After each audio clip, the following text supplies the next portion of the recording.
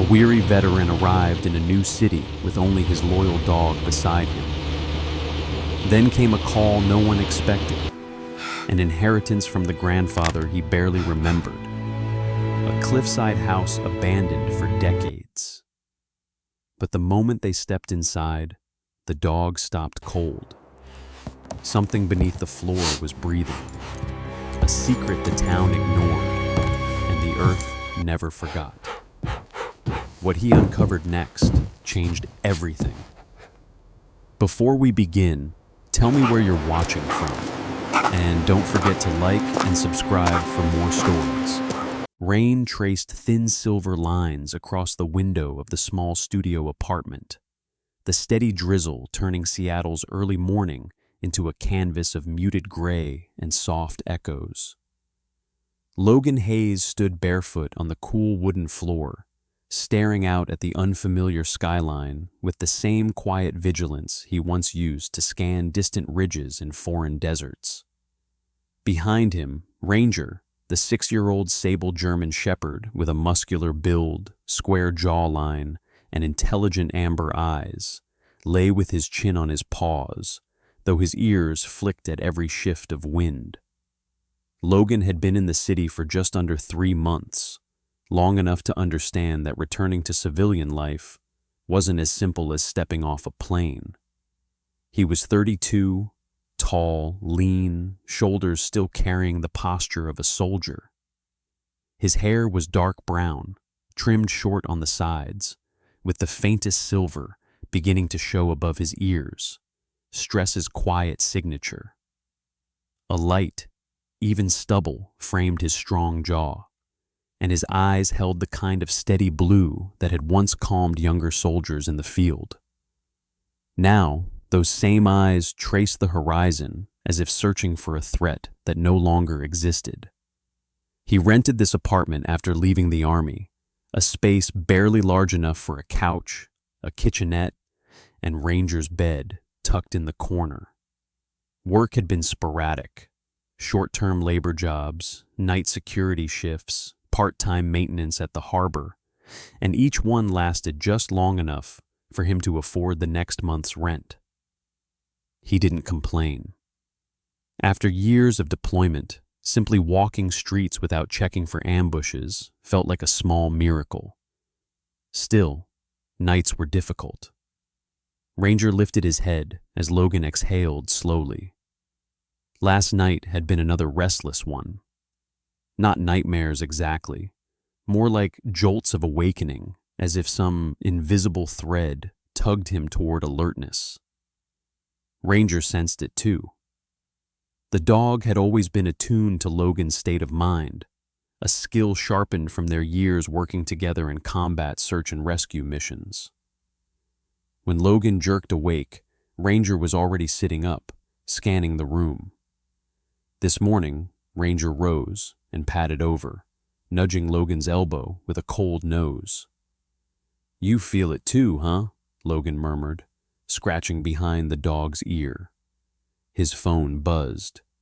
The number was unknown, but local. Logan hesitated, then answered. "Hayes speaking?" A calm male voice responded. "Mr. Hayes, this is Daniel Avery, attorney at Avery and Sloan. I'm the executor of your grandfather's estate. I'm calling about a matter you'll need to address." Logan froze. His grandfather. He hadn't heard from him in over a decade. Not out of neglect, but out of distance. His grandfather, Samuel Hayes, had moved to the outskirts of Seattle years ago, choosing a solitary life near the cliffs west of the city. Logan remembered spending summers with him as a kid, stories about the ocean, the rock formations, old compasses, and maps he kept in a dusty study. But as Logan grew older and went to the army, contact faded. "Is he all right?" Logan asked, though the silence already answered him. "I'm sorry," Avery said gently. "Mr. Hayes passed away last week. Natural causes. He left a will naming you as his sole heir. Logan swallowed hard.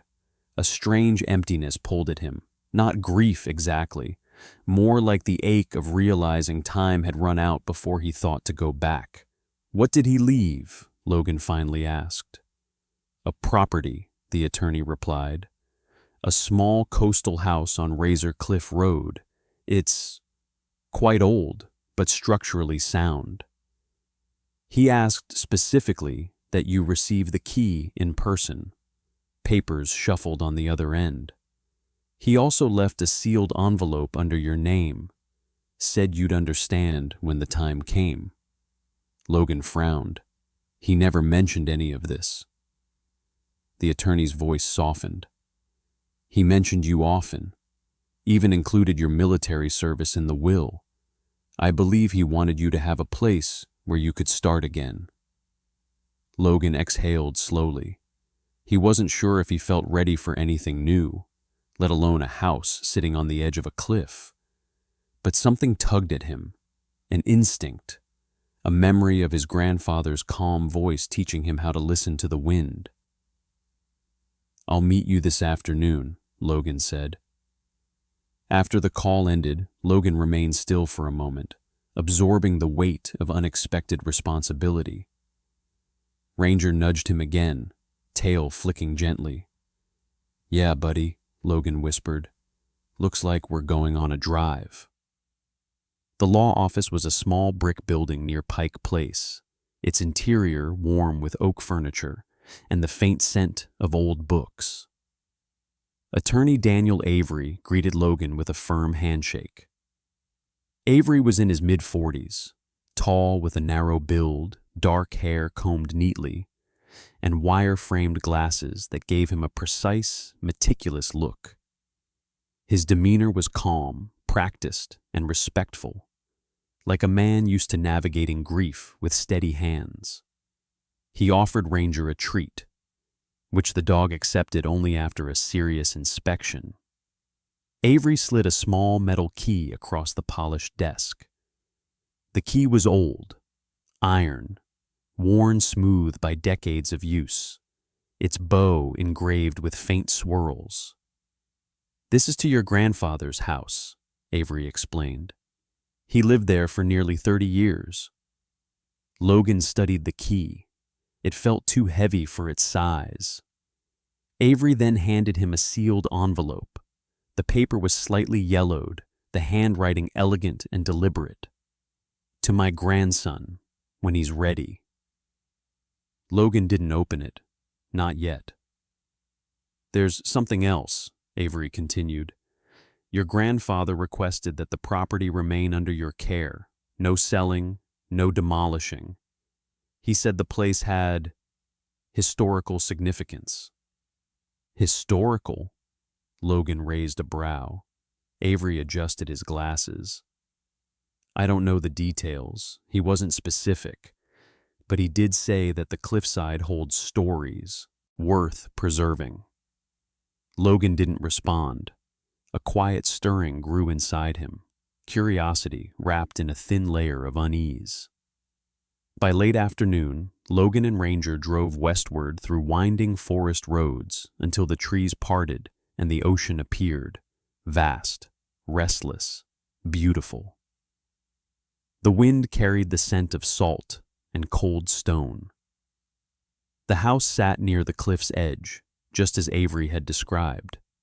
A weathered cedar structure with a slanted roof, faded blue shutters, and thick beams that looked hand-cut. The porch faced the sea, giving the home an almost watchful expression, like an old guardian refusing to leave its post. Ranger stepped out of the truck and sniffed the air, tail raised but cautious. His ears twitched at the distant roar of waves colliding with the cliff. "Let's take a look," Logan said softly. Inside, dust motes drifted lazily through the air. The furniture was simple but sturdy. Wooden chairs, a stone fireplace, bookshelves filled with weathered journals and geological sketches. Logan ran his hand along the carved banister, remembering summers spent here decades ago. Ranger wandered ahead, exploring each room with methodical curiosity. On the kitchen table lay a small, unmarked envelope. Logan frowned. This one wasn't sealed. He opened it and found a folded map, hand-drawn by his grandfather. A symbol was marked near the western cliff line, along with a short handwritten message. If you can still hear the wind speak through the stone, then the place still waits. Logan stared at the message, a soft chill running up his spine. The house creaked gently as the wind pressed against its walls. For the first time since his grandfather's death, Logan felt something unexpected. A pull, a calling. Something beneath this place was waiting for him. Logan unfolded the map fully. At the bottom corner, barely visible, a faint red mark shaped like a keyhole had been drawn into the cliff's contour lines, exactly where the wind howled the loudest. A thin curtain of fog drifted across the coastline the next morning, softening the horizon into a pale blur where sea met sky. Logan Hayes stood on the porch of his grandfather's house, breathing in the scent of cedar and salt. The air here felt different from the city, colder, heavier, and somehow older, as if the cliffs themselves carried memory. Ranger sniffed around the wooden steps, tail stiff, nose twitching with every whisper of wind. In Sidao, the house felt less foreign in daylight. Dusty beams caught the soft glow of sun, and the worn floorboards creaked in a familiar rhythm that stirred faint childhood recollections. Bare feet running down the hall, his grandfather's steady footsteps behind him, and the sound of ocean wind roaring like a distant engine. As Logan walked through the rooms, he felt that odd pull again, the sense that this place was waiting for him. He set the envelope from the attorney on the table, but didn't open it yet. There was still too much he needed to see. Ranger padded behind him as he explored each room carefully. The house wasn't large.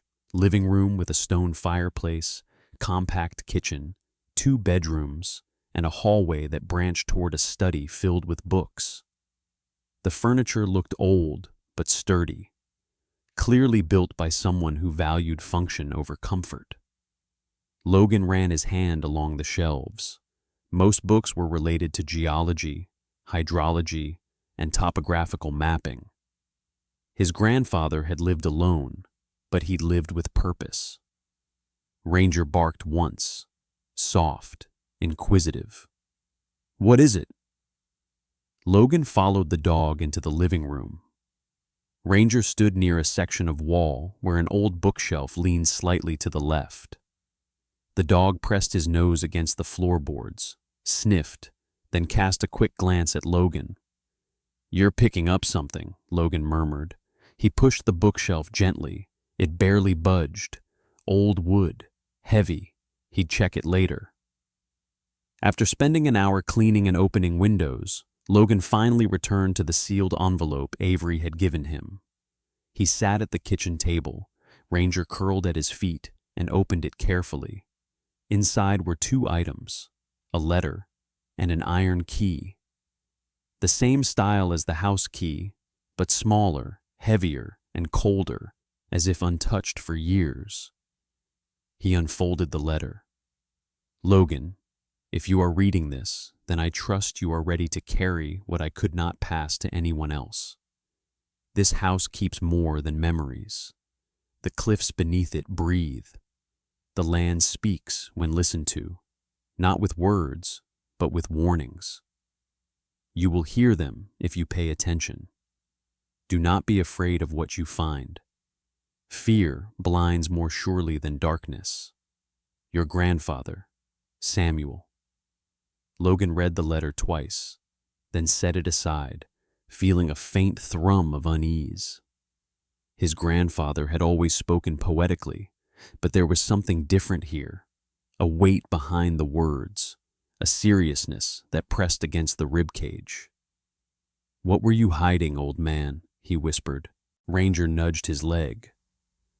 By noon, Logan began inspecting the house more thoroughly. He wanted to understand the structure, not out of paranoia, but habit. Years in the military had trained him to read rooms like maps, to know exits, weight distribution, and hidden spaces.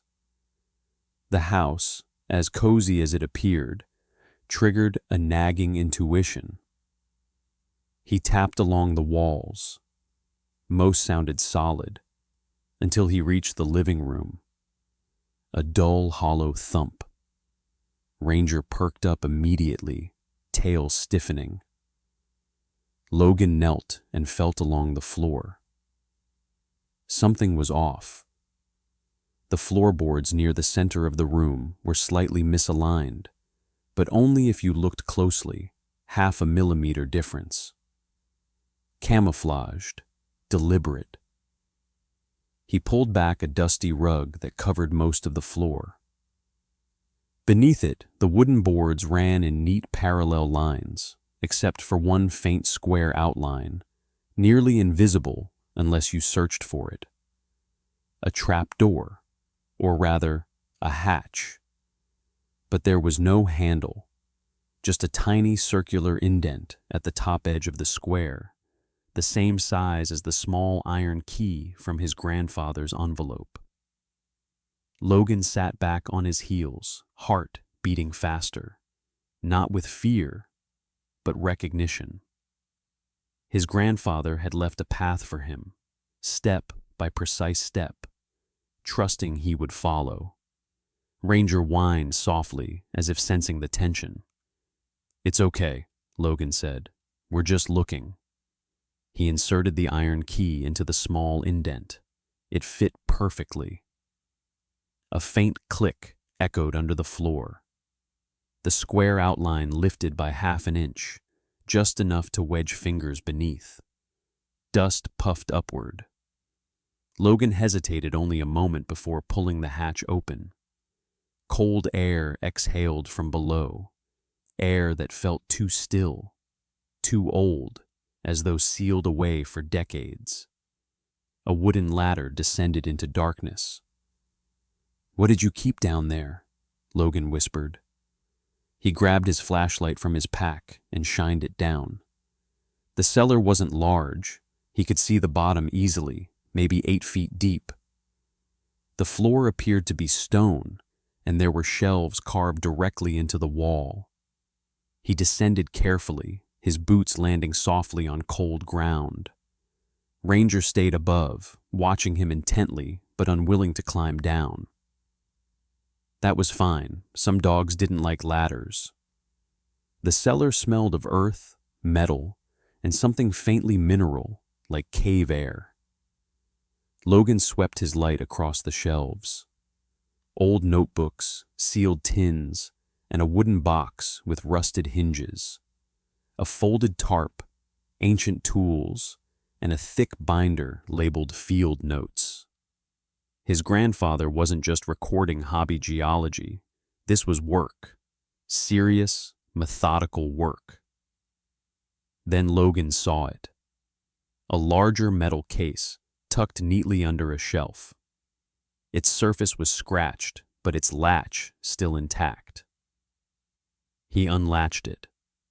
Inside lay an old tape recorder and 3 labeled cassettes, each one handwritten. March 12th, initial breathing. April 5th, pressure shift. April 22nd, unusual activity. Breathing? Pressure. Shift? What did that even mean? He picked up one of the cassettes, feeling the weight of decades-old knowledge. And then Ranger barked loudly from above. Logan's instincts snapped to high alert. He climbed the ladder swiftly, emerging into the living room with his flashlight raised. Ranger stood by the window, posture stiff, eyes trained outside. His fur bristled, muscles taut. "What is it?" Logan stepped forward. The wind had picked up. Waves crashed louder against the cliff. But that wasn't what Ranger heard. A faint vibrating hum drifted through the glass. So subtle, Logan would have missed it if he weren't listening for it. Not machinery, not the ocean, the ground. Something beneath them was shifting. He felt the floor tremble for half a second. Ranger growled low. Logan looked toward the map on the table, the red keyhole mark inked into the cliff's contour line. His grandfather's words whispered back to him. The cliffs beneath it breathe. And Logan suddenly understood one thing with certainty. Whatever was happening under this house, it wasn't random, and it wasn't over. That night, after the hum faded, Logan sat alone with the tape recorder in his hands, wondering what sound could be so important that his grandfather recorded it again and again, and why he had left the key for Logan alone. Night settled over Razor Cliff like a heavy blanket, muffling the crash of distant waves and dimming the last flickers of daylight. The coastal fog thickened as evening deepened, wrapping the house in a muted hush that felt almost protective, and yet, to Logan Hayes, unnervingly deliberate. He'd been sitting at the dining table for nearly half an hour, the old tape recorder between his hands, its metal edges biting faintly into his palms. Ranger lay nearby, but not asleep. Every few seconds, his ears twitched toward the floor. Logan brushed a thumb over the recorder's worn buttons. He'd tested its battery earlier. It still worked. It shouldn't, but it did. His grandfather had preserved everything with meticulous care. He inserted the cassette labeled March 12th, Initial Breathing. The tape clicked into place. Ranger lifted his head, watching intently. Logan pressed play. At first, nothing, just the soft hiss of old tape. Then a faint, rhythmic tone emerged. Low, trembling, uneven. It pulsed like a distant heartbeat. As Logan focused, he realized the tone wasn't mechanical. It had depth, a layered resonance that felt disturbingly organic, something moving beneath earth rather than within metal. Ranger growled at the first sustained note, a deep rumble that vibrated through his chest. The hairs on Logan's arms rose. He pressed stop. The house fell quiet again. That sound, it wasn't the ocean or the wind or any machine he'd ever encountered. He had spent years listening to seismic monitors on bases overseas, imperfections in the ground, deep vibration patterns from shifting rock. What he heard on the tape resembled those signals, but distorted, almost alive. He needed answers, and they were below his feet. He descended the ladder into the hidden cellar once more, flashlight beam cutting through the stale darkness. The walls looked older under closer inspection. Rough, hand-chiseled stone reinforced with wooden supports that had darkened nearly black with age. Someone had built this room carefully, purposefully, but not recently. Logan set the flashlight on a shelf and opened the binder labeled Field Notes. Inside were dozens of handwritten pages, maps, sketches of fractures in the cliff's geology, calculations of underground pressure, hydrological charts. His grandfather's handwriting filled every margin with precise notations, equal parts scientist and guardian.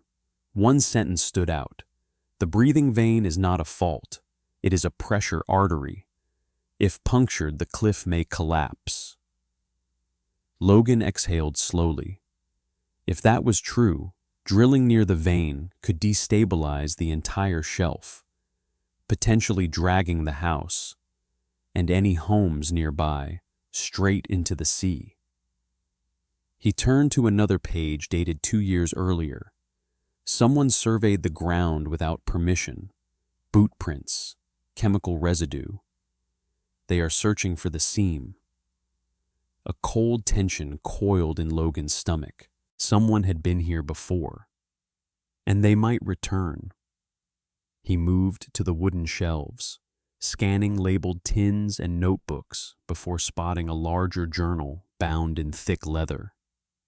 Inside were decades of entries documenting rainfall, tremor frequency, water table levels, and the one thing his grandfather mentioned repeatedly, the Mach-tho, the breathing vein. But toward the last pages, the tone shifted. Pressure rising, sounds uneven. The recordings have become more urgent. The land warns before it breaks. Logan was still processing the final words when Ranger barked sharply above. "Coming!" Logan called, climbing the ladder. At the top, Ranger stood rigid, staring toward the fireplace. Logan approached, and that was when he heard it. A faint clicking sound, almost metallic. It was coming from behind the wall. He crouched and pressed his ear against the wooden paneling. The clicking was steady, though soft, like the tick of a small instrument. He searched the edges of the wall and found a seam, then a narrow latch nearly invisible unless you knew where to look. He pulled gently, and a small wooden panel swung open to reveal a compact alcove. Inside sat a geophone, an old seismic sensor wired to a small analog meter. Logan blinked in surprise. His grandfather had built an early warning system into the wall. He tapped the meter lightly. The needle twitched, then jumped. Ranger growled, taking 2 steps back. Logan watched the needle. It flicked upward, then dipped, then rose sharply again. Not constant, irregular, uneven, just like the sound on the tapes. His grandfather had been monitoring the breathing vein for decades, and now it was reacting. The ground under the house trembled faintly, so light it felt more like a pulse than a shake. Logan rose slowly, his mind racing. His grandfather hadn't been eccentric or paranoid. He had been trying to protect something fragile and dangerous. He turned back toward the cellar hatch. He needed to check the rest of the room. Returning underground, he examined the stone walls more carefully. One section, near the back corner, caught his attention. A slightly darker shade, faintly damp. He pressed his fingers against it. The surface felt cool and fragile, as though it had been disturbed. He shoved lightly. A small strip of stone crumbled away. Beneath it, a thin hollow space echoed the tap of his fingers. A hairline crack extended down the wall, fresh and unweathered. Logan's breath tightened. This wasn't part of the original cellar. Someone had tried to breach this wall. Recently. He pulled a loose stone free and peered through the opening with his flashlight. A narrow passage stretched beyond, roughly dug, angled downward, as though someone had been tunneling toward the deeper layers beneath the cliff. Cold air drifted from within. It carried a faint smell, chemical, industrial. Ranger sneezed sharply and growled in disgust. "Someone was down here," Logan whispered. He followed the passage only a few feet to avoid structural risk. The walls were uneven, carved with poor tools, or with speed, not precision. He spotted faint scuff marks of boots and a dark stain on the stone floor, grease or oil, engine lubricant. the same kind used in drilling equipment. Someone had been searching for the vein. His grandfather had known. His grandfather had tried to stop them. Logan's pulse thudded in his ears as questions tightened around him. Who were they? How long had they been trying? Did they know his grandfather was gone? Why now? He backed out of the tunnel, heart steadying as he climbed into the living room with Ranger at his heels.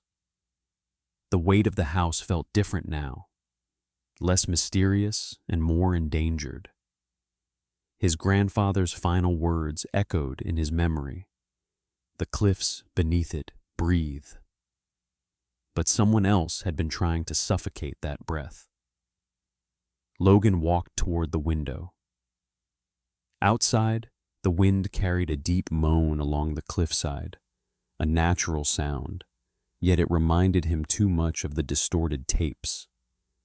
He looked down at the recorder still on the table. Tomorrow he would listen to the next cassette, but tonight he understood one truth too clearly. Whatever his grandfather had guarded all these years, Logan was now the only one left who could continue the watch.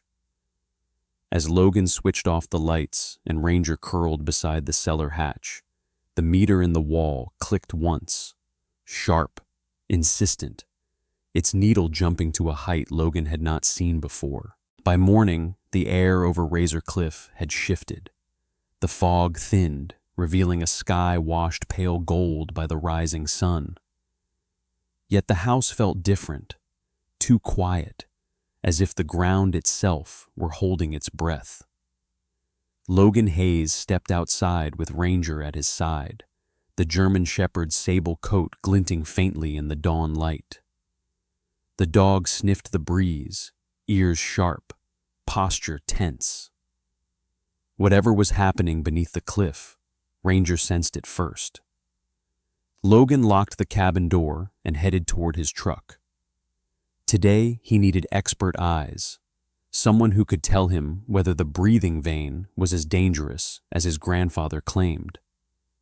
And there was only one place in town where the older professionals still remembered the old man: the Harbor Township Geological Office.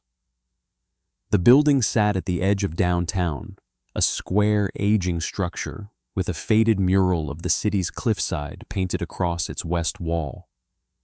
Traffic was waking up, delivery vans humming, seagulls screeching, locals carrying hot coffee along the sidewalks.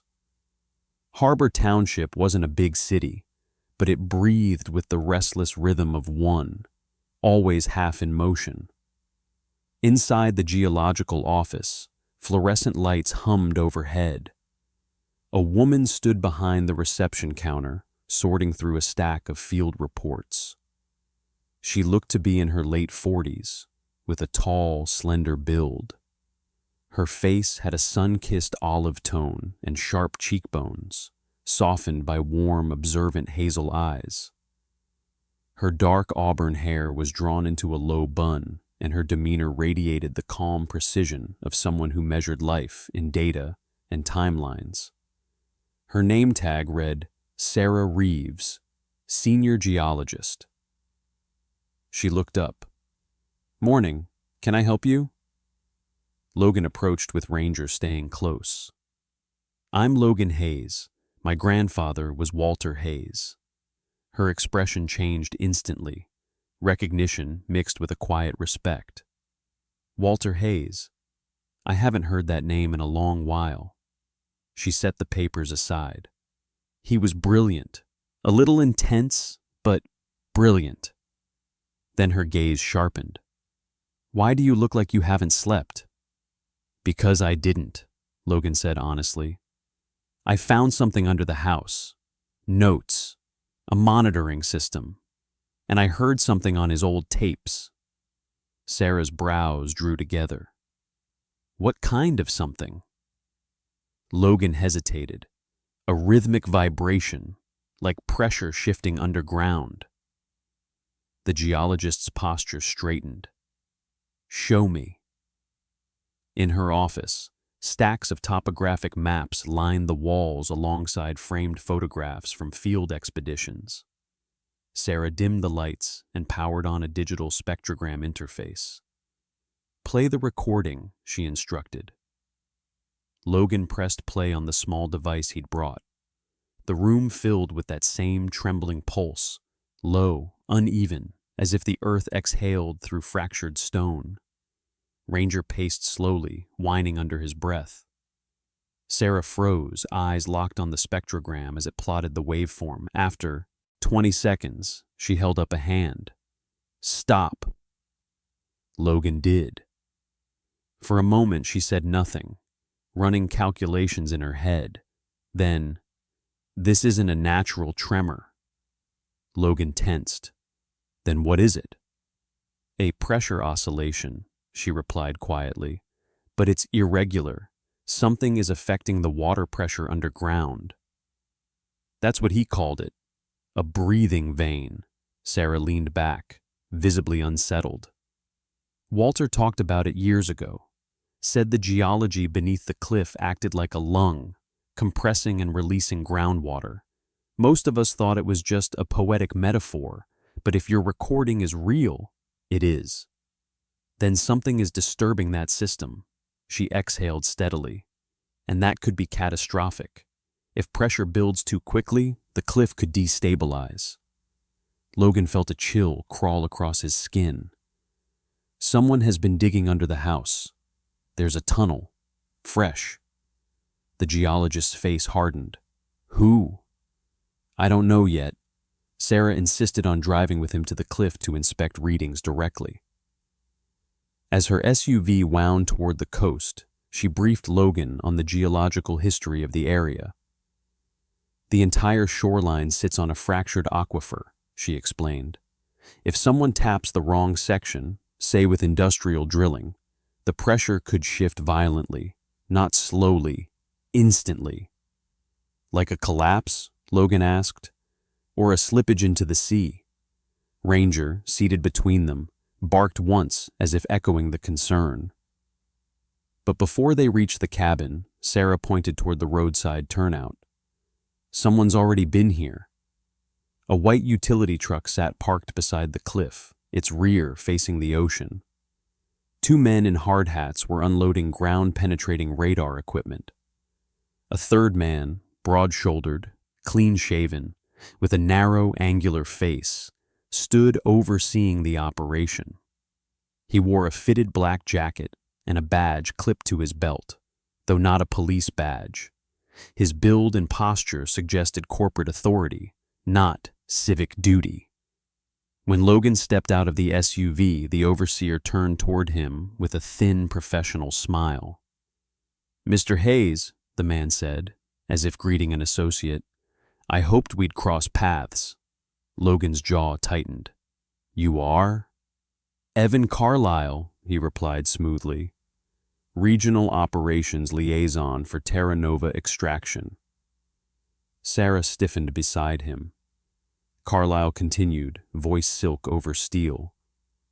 "We're conducting soil density surveys for a potential renewable energy installation. Standard procedure." Sarah stepped forward, her tone cold but authoritarian. "On private property? Without municipal clearance? Without geological review? That's not standard procedure." Carlisle smiled politely, but his eyes hardened. "The surveys are preliminary, nothing invasive." Then he looked directly at Logan. "Your grandfather opposed progress, but we believe this land holds promise, clean energy, stable growth. We'd be grateful for your cooperation." Logan stared at him. "Stay away from the cliff, and stay away from my house." Carlisle's composure didn't waver. "We all want safety, Mr. Hayes.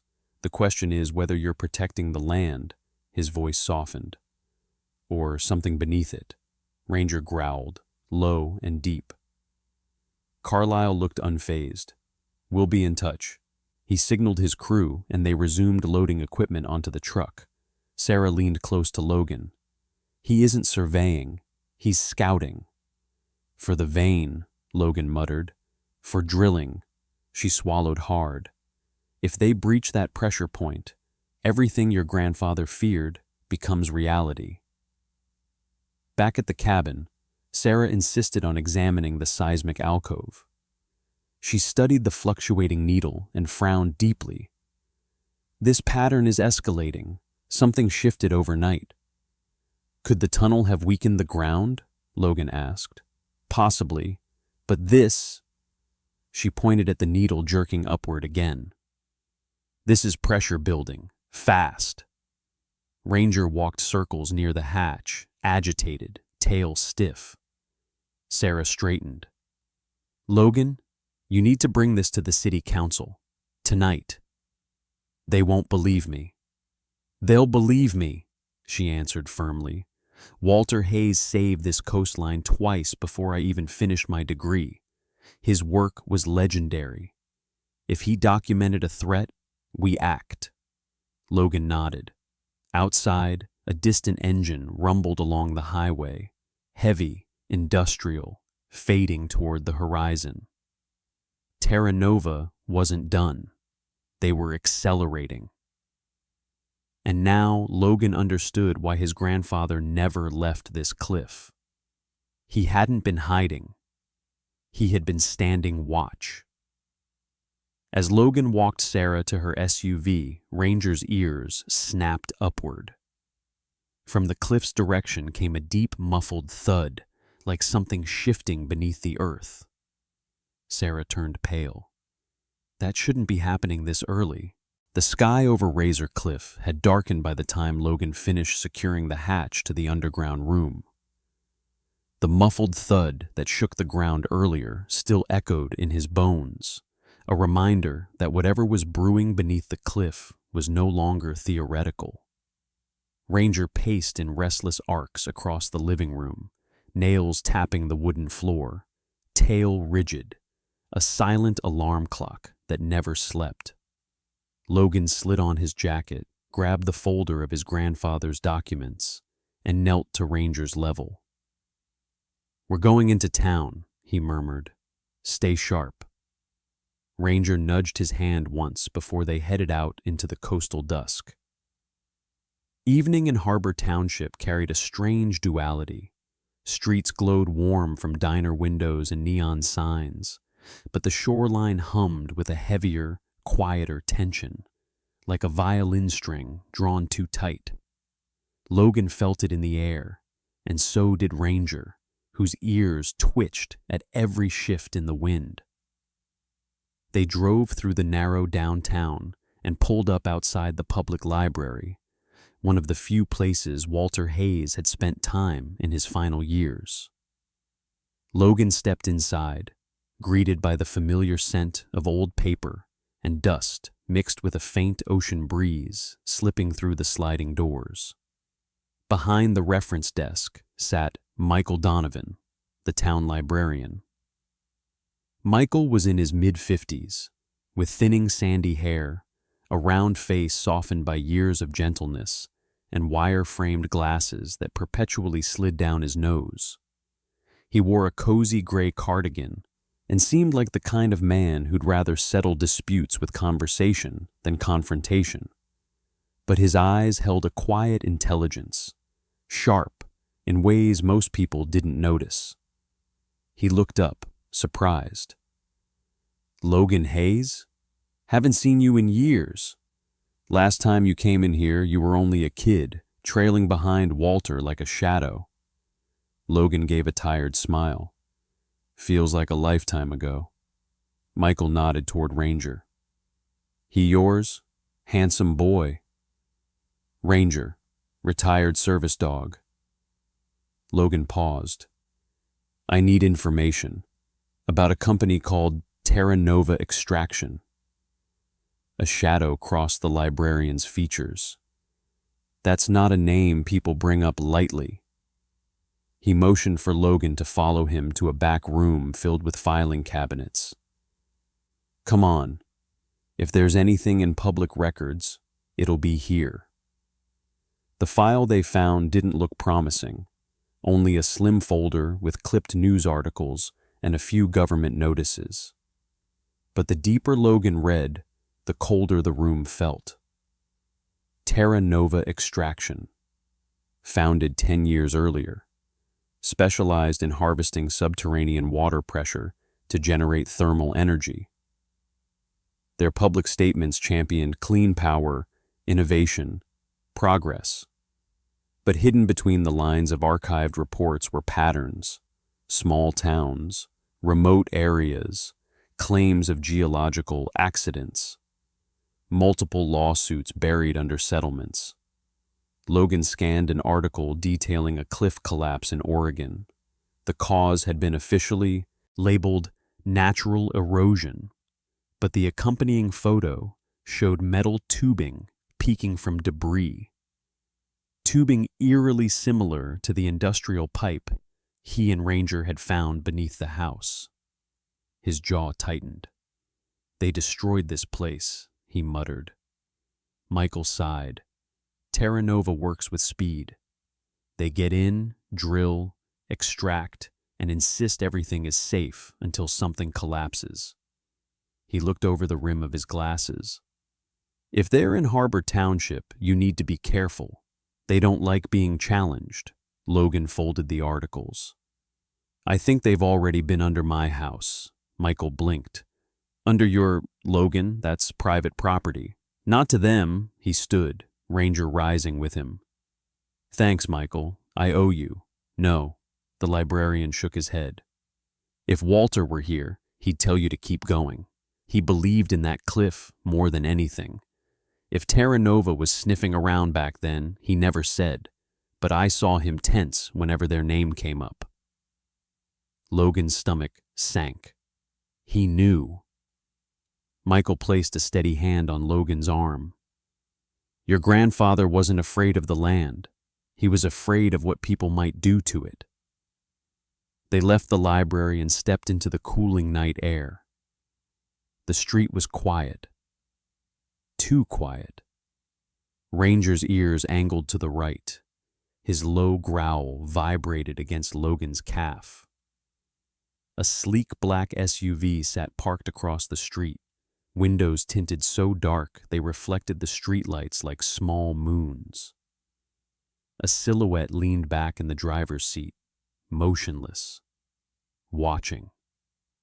Logan felt the weight of the moment settle on him like cold iron. "They're not hiding anymore," he whispered. He opened his truck door, and Ranger jumped in. Logan drove off, keeping a calm pace until he turned a corner. Then, through the rearview mirror, he saw the SUV pull out after them. The chase wasn't dramatic. They didn't tail him dangerously or close the distance. It was the quiet kind of pursuit, the kind meant to convey a message. "We're here. We see you. Stop asking questions." Logan tightened his grip on the wheel, jaw clenched. He didn't speed, didn't panic. He led them through the industrial district, where shipping containers sat stacked in maze-like rows, then turned down a darker side road he knew from childhood. At the last second, he veered into a narrow alley, hidden behind an abandoned fish cannery. He killed the lights. The SUV cruised past without slowing. Ranger pressed his head against Logan's shoulder, sensing the shift in mood. "Good boy," Logan whispered. "We're okay. For now." They continued toward the house, but when they reached the driveway, Logan stopped cold. Something glimmered above the front porch. He approached cautiously and plucked a tiny object from the wooden frame, a micro camera, barely the size of a thumb. Not military grade, corporate grade. A small antenna protruded from its back.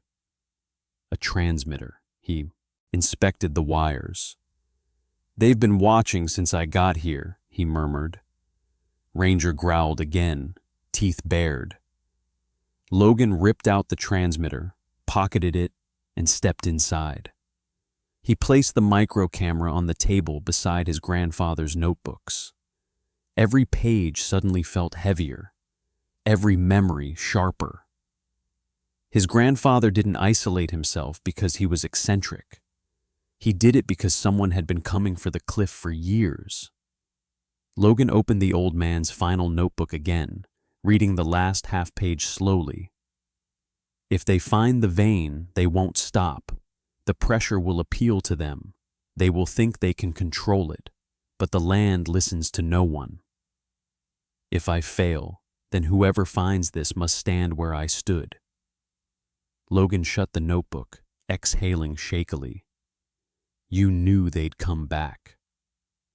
The room felt smaller now. Ranger rested at his feet, warm and steady. Then Logan's phone buzzed. A new email notification. No address, no subject, just a single line. Stop now. The breathing vein is not for your family. The words flowed like a threat hidden under civility. Logan's heart pounded, not from fear, but from fury. They thought he would back down the way they assumed his grandfather had. They didn't understand either of them. When Logan stepped out onto the porch for air, a distant rumble echoed across the cliff line. Not thunder, machinery. Somewhere out there, someone was drilling. Night fell in uneven layers.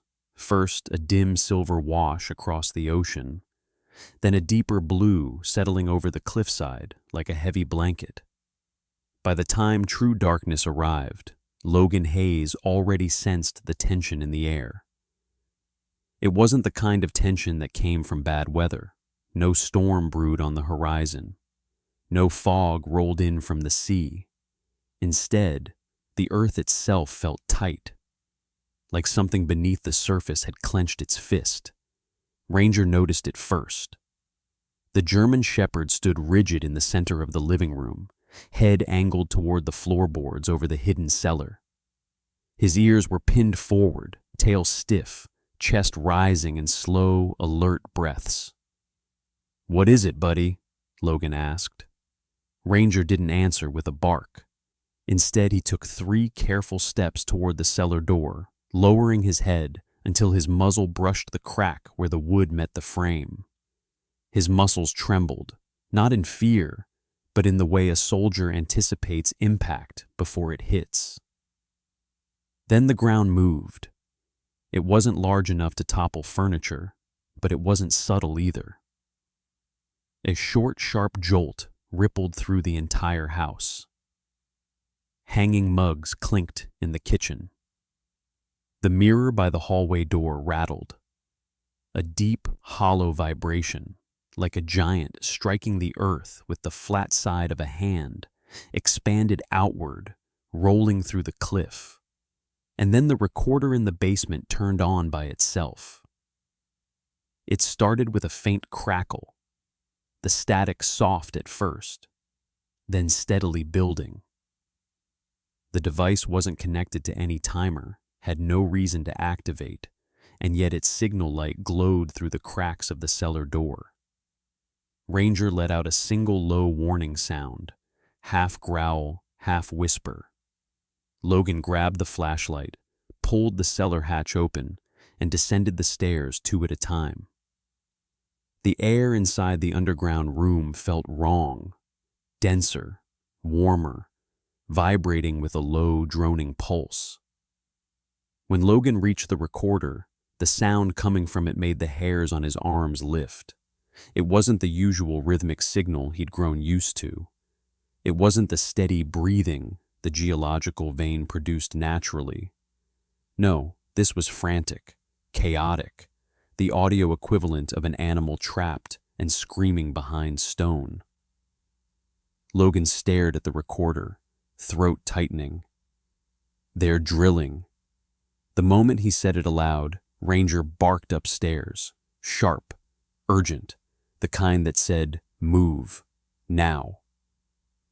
Logan sprinted up the stairs and burst through the front door, and there they were, far across the cliff line, barely visible against the dark ocean backdrop, several heavy-duty trucks with mounted lights were positioned near the ridge. Industrial rigs stood tall, too heavy, silhouetted by bright white lamps pointing downward into the earth. Men in safety vests moved in brisk, confident motions, preparing equipment with the quick efficiency of a team that had done this dozens of times before. Terra Nova. Not hiding anymore. Not threatening from a distance. Not warning. They were drilling tonight. Logan ran back inside, grabbed his jacket, clipped Ranger's harness, and bolted down the rocky path toward the site. His breath puffed in cold bursts as he jogged through the night air, boots crunching against brittle grass and loose stones. Ranger matched him stride for stride, silent except for the soft scrape of his claws. As he approached the barrier fence Terra Nova had erected, a voice called out, "Sir, this is a restricted zone." The man speaking was shift supervisor Brett Kellen, mid-40s, stocky build, a shaved head, and a thick black beard that framed a face hardened by long years of field work. His reflective vest glowed under the floodlights, and his heavy work boots were coated in fresh dust. Though his voice was stern, his eyes carried a subtle worry. He understood the risks of drilling too close to an unstable cliff. Logan held up a hand. "You're in danger. You need to stop."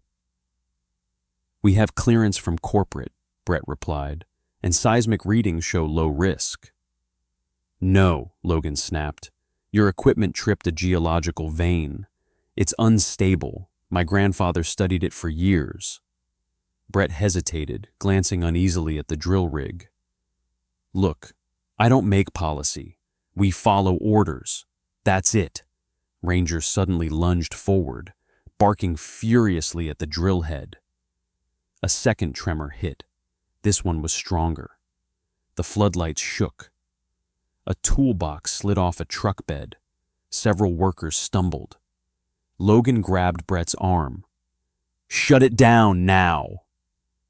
But before Brett could respond, a deafening roar erupted from the cliff. The drill had pierced a fragile pocket in the rock, releasing compressed water pressure through a narrow fissure. A geyser of icy mist exploded upward, sending a shock wave across the ridge. The cliff groaned, a long, tortured moan, the same sound Logan had heard on the recorder, only magnified, furious, alive. The ground split near the rig. Men screamed. One worker fell to his knees as a fracture line raced toward him. Ranger broke into a sprint, heading straight for the collapsing edge.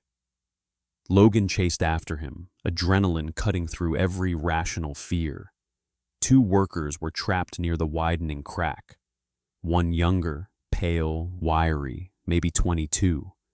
The other older, grizzled, wearing a torn safety vest. The ground beneath their boots sagged. Ranger reached them first, barking sharply, circling behind them to push them inward, away from the drop. Logan slid in next, grabbing the younger one by his forearm. "Move!" Logan shouted. The older worker stumbled as the cliff crumbled inches from his foot. Logan lunged, grabbed the man's safety strap, and hauled him backward. Behind them, the drill rig toppled sideways. Half its weight disappeared over the edge, metal screeching as it tore away from its anchors. "Go! Head back!" Logan yelled. Ranger herded the two workers away from the break, his body low, muscles coiled with purpose. Then, a massive piece of the cliff broke free. The entire section where the rig had stood collapsed, plunging down the rocks and into the black ocean with a thunderous crash. Waves rose high, spraying mist 50 feet into the air. Then, Silence. Not peaceful silence. Shocked silence. Silence filled with the realization that 30 more seconds of drilling might have taken them all. The workers stood shaking, staring at Logan as if he had dragged them out of hell itself. Brett Kellen approached, face ashen. We had no idea. Logan didn't raise his voice. He didn't need to. My grandfather tried to warn the world. You didn't listen to him. At least listen now. Brett swallowed hard, then turned to his team. Shut everything down. Pull back. Notify corporate and local authorities. No one touches this site until the feds get here. His voice trembled with authority he no longer felt. By dawn, police had cordoned off the area. Rangers, human ones, stood guard. 2 investigators from the Geological Survey arrived within hours. But it was the worker Logan had saved, the younger one, who approached him with the heaviest words. He clutched Logan's sleeve, voice hoarse. They were chasing profit. Your grandfather, he was protecting lives. I think he saved us long before tonight. Logan nodded once, feeling something inside him settle. Not relief exactly, but a sense of alignment, like he was finally standing in the place he was meant to be. Ranger pressed against his leg, warm and steady as the rising sun washed the cliff in pale gold. The night had screamed. Now the earth was finally quiet. Morning crept over the coastline in soft gold, the kind of light that didn't rush but slowly unfolded across the waves, warming the edges of the world 1 inch at a time. For the first time since he'd moved into the Cliffside house, Logan Hayes stood on his porch and felt no warning in the wind, no vibration beneath the floorboards, no heavy breath rising from the earth as if something below wanted to break free. Just quiet, a quiet earned the hard way. Ranger rested beside him, sprawled across the sun-washed planks. The German shepherd's eyes were half closed, chest rising in an easy rhythm, his entire posture loose with a peace Logan hadn't seen in months. The dog was finally sleeping like a creature who trusted the ground under him.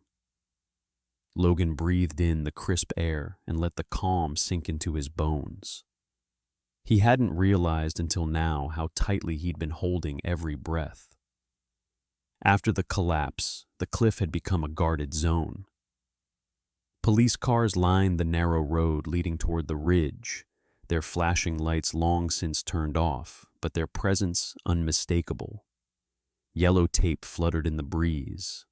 A mobile command post hummed softly near the tree line. Agents from the U.S. Geological Survey spent the entire night monitoring stability. Logan had stayed with them for hours, assisting where he could, answering questions about his grandfather's observations, the underground room, the recorder, and the previous tremors. The investigators were cautious but respectful, something Terra Nova had never been. By dawn, the initial reports were clear. The collapse had prevented a catastrophic chain reaction. The remaining structure was stable, for now. Terra Nova would face federal charges. Logan didn't celebrate. He simply felt the weight on his chest ease. Just before noon, a familiar figure walked up the dirt path to his porch, Marion Keller, still wearing her denim jacket and a thick emerald green scarf that contrasted beautifully with her silver blonde hair. Her soft green eyes held worry and relief in equal measure. "You look exhausted," she said gently. Logan let out a humorless laugh. "Feels accurate. I brought you something." She lifted a small bag that smelled faintly of apples and cinnamon. Fresh pie. Couldn't think of anything braver than offering a man sugar after he saved half the town. Ranger's ears perked. Marion smiled. Yes, your share is in there too. Logan accepted the bag. You didn't have to do this. I did, she said simply. Walter was a friend, and now I know why he stayed here so long, why he worried so much. You're finishing something he couldn't. Logan felt the words settle in his chest like a stone dropped into a pond, slow, deep, rippling outward. Marion hesitated before turning. If you need anything, people are grateful, Logan. You're not alone out here. He nodded, watching her head back down the path. For the first time, the house didn't feel like a place he'd inherited accidentally. It felt like a place chosen for him, by his grandfather, by the land itself. Later that afternoon, Logan went down into the underground room. He'd cleaned it thoroughly after the collapse, swept out dust, fixed a loose support beam, and installed better lighting. The walls no longer felt ominous.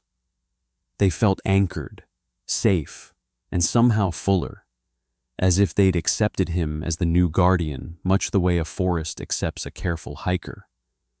Ranger followed behind, tail swaying gently. The recorder sat on the wooden table. Its signal light was dim, steady, no longer frantic. The reading showed a pattern Logan recognized well by now. Calm, even breathing. He placed his hand on the device and exhaled slowly. Okay, he murmured. Let's keep this place steady. Next to the recorder lay his grandfather's journals. Logan opened the last one, not because he needed answers, but because he wanted to hear the voice that had guided him through every danger. The final passage was written in Walter Hayes's soft, deliberate handwriting. The land does not obey us. But if we listen, if we respect the breath beneath our feet, then peace remains possible. Someone must always listen. Someone must always guard. Logan closed the notebook. It no longer felt like a warning. It felt like a passing of the torch. That evening, as the sun dipped low and pulled the shadows long across the cliff, Logan worked on repairing part of the porch railing torn loose during the tremors. Ranger lay nearby chewing a stick, glancing up every few seconds as if supervising. Halfway through tightening a bolt, Logan paused. He looked toward the horizon. The ocean stretched endlessly, glowing orange, then rose gold, then fading into the purple of the approaching night. The cliff no longer looked like a place of danger. It looked like a vantage point, one that allowed him to see far, breathe deep, and understand the weight of what he'd inherited. Responsibility, guardianship, legacy. He didn't miss active duty. He didn't crave the adrenaline. What he had now was something steadier, a purpose that wasn't about war, but preservation. And it fit him more than anything had in years. Ranger came over and nudged Logan's shoulder, letting out a soft huff. Logan scratched behind his ear. Yeah, bud, I think we're staying. The dog wagged his tail. Just before night fully settled, Logan returned to the porch with a fresh cup of coffee. Ranger curled beside him, warm against the cool breeze coming off the water. The earth beneath them remained quiet, steady, breathing in a slow, peaceful rhythm. Logan lifted his gaze to the darkening sky. I hear you, he whispered, whether to the land, to his grandfather, or to the silence itself, he wasn't sure. What he did know was simple. He was home, and he intended to stay. Sometimes the miracles we pray for don't arrive with thunder or angels or flashing signs. Sometimes they come quietly, in the steady breath of the earth beneath our feet.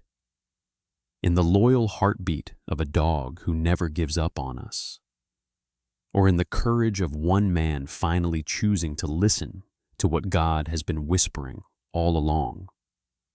Logan thought he came to the cliff to escape his past, but Chua Khumbaujo duachungta din một nơi vô nghĩa. He brought Logan there to guard life, to protect what was fragile, and to remind him and all of us that every purpose, no matter how small, carries his fingerprints. Maybe that's the miracle we forget most often. God speaks in the quiet things, in the warnings we feel but don't understand, in the courage to do what is right, even when nobody is watching. And in your daily life, between the bills, the storms, the loneliness, the noise, there may also be a quiet cliff waiting for you to listen. Something God placed in your care, something only you can protect. If this story touched your heart, hay day lai một bin lun. Share na cha ida den kun một phép mao nya. And if you believe God still works through ordinary people and loyal animals, hit subscribe so you don't miss the next story He leads us to tell. May God bless you, keep you safe, and guide every quiet miracle that's unfolding in your life right now. And may His peace rest upon everyone watching this today. Amen.